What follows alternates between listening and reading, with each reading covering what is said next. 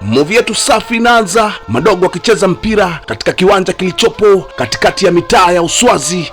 Sehemu kama hizi ndo sehemu ambazo tunajua vipaji walivyo navyo watoto wetu. Wakiwa wanacheza, kwa bahati mbaya dogo mmoja anapigwa na mpira katika maeneo ya tumbo. Maumivu makali aliyopata, alishindwa kuamka dogo. Madogo wenzie wakaja kumwamsha, Kwame amka. Dogo anakwenda kwa jina la Kwame, lakini Kwame alishindwa kuamka. Hapo hapo kulikuwa kuna kaka zao ambao walikuwa wakiwatazama wadogo zao wanavyokichafua. Ikabidi waje kumsaidia dogo Kwame kumpeleka nyumbani kwao ili wazazi wake wajue nini cha kufanya kwa dogo Kwame. Hapa kutana na mwanamke ambaye anakwenda kwa jina la Luisa, ni mama mzazi wa dogo Kwame akiwa anapata chakula, na huyu aliyojilaza pembeni hapa anaitwa Kwadwo, ni baba mzazi wa dogo Kwame.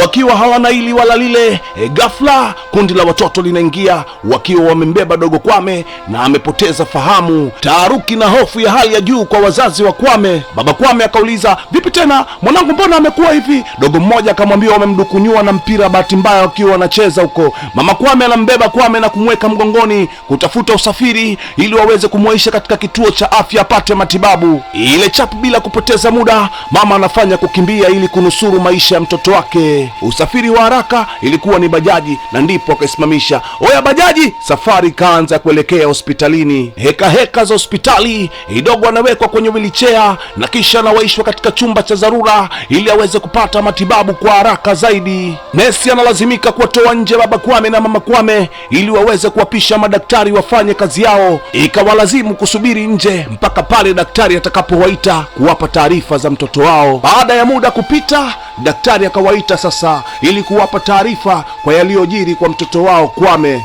Dr. Emmanuel akawaambia dogo imeonekana kwamba tumboni kwake kuna damu ambayo inavujia mpaka sasa, lakini bado madaktari wapo katika uchunguzi zaidi. Ikishafahamika basi tutawapa taarifa kamili, ila kwa sasa yuko chini ya uangalizi mkali wa madaktari. Tumemwekea oksijeni inamsaidia kupumua. Luisa akapiga ukunga, daktari, mtoto wangu kweli ni mzima? Baba wa Kwame akauliza, daktari, ina maana huyu anatakiwa afanyie operation, si ndio? Dokta akamwambia, kwa sasa sina jibu la kukupa, lakini ni 80% inaweza kufanyika operation. Kuna kipimo cha mwisho ambacho tunataka tukimalize. Kesho mkija mtapata jibu kamili. Kwa sasa mnaweza kwenda nyumbani mpaka pale kesho kwa taarifa zaidi za mgonjwa, ila nikuombe usiache subscribe, like, comment. Asubuhi na mapema baba Kwame alifika hospitali akiwa peke yake. Daktari anamweleza baada ya kipimo walichogundua ni kitu gani. Wewe ni mwanaume na changamoto ni kawaida kwa mwanaume. Baada ya uchunguzi wa kina wa madaktari, tumebaini ya kwamba mtoto figo yake moja imefeli kabisa na nyingine ipo kwenye hatari. Kwa swala hilo inabidi yapatikane matibabu kwa haraka zaidi. Inatakikana pesa dola 2,000 za Kimarekani, yani ni sawa na shilingi milioni 5,30 ya Kitanzania. Baba Kwame alishtuka vibaya mno, akasema, daktari, pesa nyingi namna hiyo nazitoa wapi mimi? Mbona nayaona maisha ya mwanangu yakiwa yanaangamia? Daktari Emmanuel akamwambia, kama itashindikana kupata hizo pesa, basi hata wewe mwenyewe unaweza kutoa figo yako. Ukifanya hivyo utakuwa umepunguza 70% ya gharama za matibabu, na kama itafika mpaka kesho jioni hajapata matibabu, uwezekano wa kupona ni mdogo sana. Sidhani kama hapo kuna la kuongezea. Nenda ukajitahidi mtoto apate matibabu kabla ya kesho jioni. Mr. Kwadwo anaondoka na kuelekea nyumbani ili kuangalia ni namna gani anaweza kusovu maisha ya mtoto wake. Machaguo alionayo ni mawili, kutoa figo au pesa taslim. Pesa hana ila figo anayo, akili kumkichwa. Mwanaume aliwaza mengi baada ya kurudi nyumbani, ni vipi ataweza kuienda familia, maana bila yeye kutoka watu hawawezi kupata chakula na mtoto wake hawezi kumwacha katika hali aliyokuwa nayo. Jibu limekuja ni lile, ni bora akatoe figo kwa ajili ya kumsaidia mtoto wake. Siku iliyofuata haikuwa swala. Mwanaume kwenye chumba cha operation tayari alishafanyiwa na figo yake inahamishwa kwa mtoto wake ili kuokoa maisha yake. Madaktari walijitahidi kwa ustadi mkubwa ili kuhakikisha hapotei yoyote kati ya baba wala mtoto. Kwa jitihada za muda mrefu, madaktari wanafanikiwa kukamilisha operation kati ya baba na mtoto. Dr. Emmanuel ni bingwa wa upasuaji, ashindwage kitu kirahisi. Hatimaye akafanikiwa kuokoa maisha ya mtoto pamoja na baba yake. Baada ya muda, Loisa anapata nafasi ya kuja kuwaona wagonjwa wake, yani baba Kwame pamoja na Kwame. Alimshukuru Mungu kwa kuwaona wapendwa wake wote wapo salama usalimini, wakiwa wanasubiri muda wa kuamka ili maisha mengine yaendelee. Muda wowote wanaweza kupata ruhusa ya daktari ili majeraha yaliyobaki wakajiuguzie nyumbani. Dr. Emmanuel alimwita Luisa ili kumpa maelekezo ni namna gani ya kuweza kuishi na wagonjwa wote wawili pindi watakapokuwa nyumbani. Dr. Emmanuel akamwambia kwa sasa kutakuwa na mabadiliko kidogo katika namna ya kuishi mpaka pale watakapopona kabisa. Muda wote wakiwa wanauguza kidonda hawatoruhusiwa kula chakula kizito, na pia baba Kwame kutokana na hali yake ya kupungukiwa kiungo katika mwili wake hataruhusiwa kufanya kazi yoyote ngumu katika muda wote wa maisha yake ya hapa duniani. Luisa akasema, nashukuru sana daktari, tutajitahidi kuzingatia katika yote ambayo ametuelekeza. Dr. Emmanuel akamwambia na pia atakuwa na maumivu katika maeneo ya kiuno kwa muda usiopungua wiki 3 mpaka mwezi mmoja. Kwa hiyo itamlazimu muda mwingi kuutumia akiwa amelala, yani kuupumzisha mwili mpaka pale atakapokuwa sawa. Kwa hali ya unyenyekevu, Luisa akamwambia daktari, nitakuwa nikiwaangalia katika hali ya umakini sana. Basi daktari akamwambia kama kutakuwa kuna chochote, jitahidi kutoa taarifa kwa haraka zaidi. Nina imani umenielewa Luisa. Luisa akamwambia nimekuelewa. Akasema basi unaruhusa, tayari tumeshawaruhusu, mnaweza kwenda nyumbani. Bana sasa hapa Mr. Kwadwo akiwa amejipumzisha kwenye mkeka nje ya nyumba aliyopanga, mke wake anatoka ndani na kumfuata pale alipokuwepo amejipumzisha bwana Kwadwo kwenye mkeka na kuchukua kiti na kuweka jirani na yeye ili aweze kuongea naye. Kwa muda huo Mr. Kwadwo alikuwa amepitiwa kidogo na usingizi. Anamwambia unaendeleaje? Lakini siku ya leo ni mbaya sana. Mr. Kwadwo akamwambia naomba nipatie maji ya kunywa. Luisa akamwambia hivi wewe mwanaume umejilaza hapo, unafikiri kwa akili yako tunaweza tukaishi kwa maji ya kunywa? Hebu angalia hali iliyopo mundani. Mtoto nimhudumie, wewe baba mtu nimhudumie, kazi sina, pesa sina, nawezaje? Mimi naondoka, yani nitaondoka muda wowote katika hii nyumba. Ni bora niwaache kisha kama haya. Siwezi Kwadwo. Kama utaendelea kulala hapo bila kwenda kutafuta pesa, tusilaumiane kwa maamuzi yoyote nitakayochukua. Naomba unielewe baba Kwame. Baba Kwame akamwambia bado hali yangu haijakaa vizuri. Siwezi kwenda kufanya kazi mke wangu. Mwanamke akamwambia unasema huwezi kwenda kufanya kazi? Kwadwo akamwambia lakini ni muda mchache tu, na imani nitakaa sawa. Nikikaa sawa mke wangu, kila kitu kitakuwa sawa. Nitaenda kufanya kazi kama kawaida.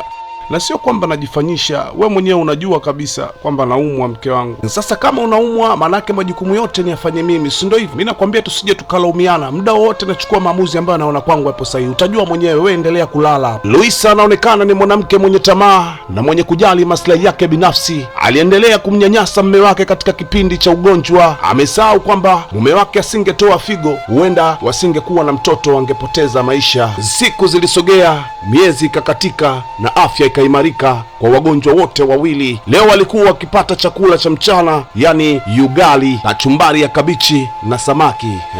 Wakiwa wanaendelea kupata chakula, muda huo Luisa anatoka ndani akiwa amebeba begi, anafunga mlango, kumaanisha ya kwamba safari sasa aliyokuwa akiisema siku zote leo inaenda kutimia. Kwadwo anashangaa, vipi tena mke wangu? Mbona umebeba begi saizi? Unataka kujua ninapoenda? Naenda kwa mwanaume mwenzako ambaye anajua kutunza. Siwezi kukaa na mwanaume amezikalisha tu nanili hapo, haendi kufanya kazi. Unategemea mimi nitakuhudumia wewe mpaka lini? Mama Kwame, yanaongeleka mke wangu, na kuomba tafadhali usifanye hicho unachotaka kukifanya. Tuna mtoto mdogo. Kwa hiyo mtoto mdogo namchukulia kama ngao kwako, kwamba unaweza kunizuia nisiondoke? Nawezaje kukaa na mwanaume mpumbavu kama wewe? Unaonekana ni mvivu. Naomba unitue babu. Yaani nimechoshwa na wewe kabisa. Abadani asilani, usitegemee tena kama unaweza ukawa na mimi. Yani tena nakwambia, tafuta mjinga mwenzako ambaye mnaweza mkaendana. Kwa msisitizo nakwambia hivi, fungua masikio yako alafu sikia ninachokwambia. Mimi sitaki tena kuishi na wewe, naomba unielewe. Naenda kutafuta maisha yangu ninapopajua mimi mwenyewe. Usinitafute kwa njia yoyote ile, na wala usinyanyue miguu yako hapa kwenda nyumbani kwetu kazani nitarudi hapa. Siwezi kurudi, na hata nyumbani hawatojua wapi ambapo nimeenda. Nadhani tumeelewana, sawa? Hapana mama Kwame, usifanye hivyo mama Kwame. Mtoto bado ni mdogo huyu. Kwame, mama anaondoka. Dogo Kwame anaenda kupiga magoti kwa mama yake. Mama tafadhali, usiniache peke yangu na baba. Baba Kwame naye pia alipiga magoti, lakini Luisa alikuwa sio msikivu. Alishaamua jambo lake kufanya. Basi ndo hivyo, hakuna kumrudisha nyuma. Hatimaye anafunga safari na kuacha peke yao. Hauwezi amini, baba Kwame akamwambia mwanangu, kama mama yako ameamua kuondoka na tumemuomba sana amekataa, basi mwanangu, hesabu kuwa mama yako ameshafariki kitambo sana. Umeona ametuacha katika kipindi ambacho ni kigumu. Kwa vyovyote itakavyokuwa, hata aje na magoti, yani hautopaswa kumsamehe. Hesabu ya kwamba hauna mama. Mwanaume jasiri na shupavu akamaliza kwa staili hiyo, kisha akamwambia, dogo, nenda ukaendelee kupata chakula, utakuwa tu kwa uwezo wa Mungu kama baba yako nipo. Bwana miaka ikasonga na siku zikasogea. Dogo Kwame ameshakuwa mtu mzima kwa sasa na baba tayari ameshakuwa mzee. Hapa kulikuwa kuna mvutano kati ya mzee Kwadwo pamoja na mwanaye Kwame. Mzee Kwadwo anataka Kwame aende mjini kwa ajili ya kukwamua maisha ya hapo nyumbani, na Kwame naye anasema, baba, haiwezekani mimi kwenda mjini ni kuache katika hali uliokuwa nayo. Tayari kwa sasa wewe ni mzee na unahitaji uangalizi wa karibu sana wa mimi kijana wako. Nawezaje kukuacha peke yako bila ya mtu yoyote ambaye anaweza kukusaidia? Mzee Kwadwo akashtuka. Wewe kijana wewe, hivi unaniona mimi ni mzee sana au nipige push up ili uamini kwamba mimi bado niko vizuri na nguvu zangu? Kwame akamwambia, hilo swala ni gumu baba. Mzee Kwadwo akamwambia, sasa utaendelea kung'ang'ania hapa kijijini mpaka lini, ikiwa hali ya maisha kijijini wewe mwenyewe unaijua kabisa? Maisha hapa hakuna hela, huwezi ukapata hela hapa ya kuweza kufanikisha ukatoboa maisha. Mwanangu, nenda mjini uje unisaidie baba yako. Angalia huko kuna watoto kwa mfano mtoto wa mzee nani yule, mzee Gurga, mwanae anaitwa Janet, yule yuko mjini huko, maisha mazuri sasa hivi na anamsaidia baba yake, anamtunza. Sasa mwanangu, hapa tukikaa tunaangaliana, unafikiri hali hii mpaka lini mwanangu? Useme wewe mwenyewe Baada ya maongezi ya muda mrefu kati ya Kwame na baba yake, Kwame anachukua ushauri wa baba yake na kuamua kwenda mjini kwenda kuangalia maisha mengine ili aweze kumsaidia baba yake katika hali ngumu ya hapa kijijini. Muda huu baba alikuwa anamsindikiza mwanae stendi ili kuangalia usafiri ambao unaweza kumfikisha tauni. Anamwambia, mwanangu, ukienda huko kinachokupeleka ndo unatakiwa uwe umekifuata. Nenda katafute pesa mwanangu, ili uje uokoe maisha ya hapa. Nadhani umeona maisha ambayo tumeishi mtoto wangu kwa muda mrefu sana.